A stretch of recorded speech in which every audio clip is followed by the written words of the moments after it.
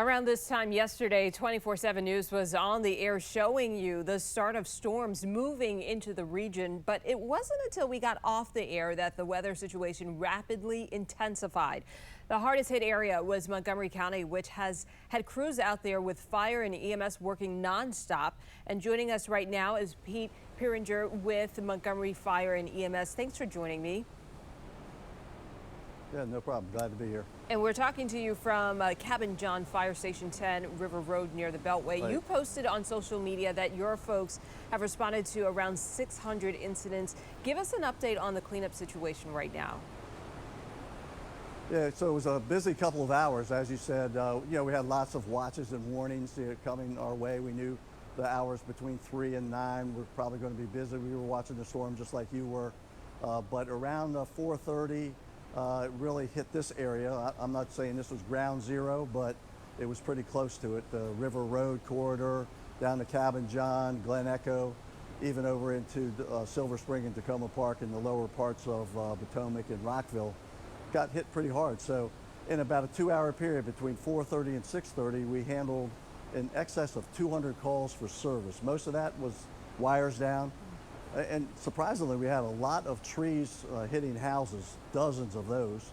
So hundreds and hundreds of calls of wires down, a few car crashes, just in that short period of time. But of course, that work continued throughout the night, cleanup going on today.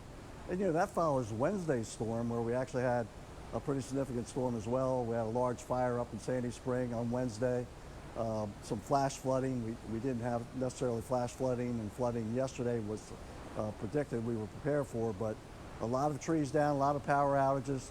But through all of that, as far as I know, there were no serious injuries, so that was a good thing. But it was pretty busy, and we ended up handling over 600 calls for service. Typically in a 24-hour period, we handle about 400 calls a day here in Montgomery County, so it's been a busy couple of days for us here. Yeah, absolutely. And that definitely is the silver lining. No serious injuries after these back-to-back storms. But you look at that ingredient of back-to-back storms and also trees down, wires down. What is the biggest challenge for your crews who are out there right now? Well, we're concerned about the public, particularly pedestrians, as they come across these wires. There's probably thousands of wires down throughout the county. Pepco and the power companies have been out here working. Of course, Pepco down in this area, they've been working around the clock. Not far from here, Bradley Boulevard is still closed. A tractor trailer brought down some power lines and damaged some poles. So those are the things the power company's working with. We continue to respond to those calls for reports of live wires down in a public area. So again, we're handling that, but again, no serious injuries have occurred. But that's the biggest danger, just being aware of that. Still have dangers of trees coming down. Of course, the ground is saturated, so that is a possibility. But what a beautiful day weather-wise it is today. But sure, a lot of cleanup is still going on. But primarily, still some road closures, still some maybe wet conditions here and there. But the biggest challenge, I think, are the wires down and associated problems with that, maybe a transformer and power being out in a lot of neighborhoods. And your message to drivers with so many post-storm hazards out there?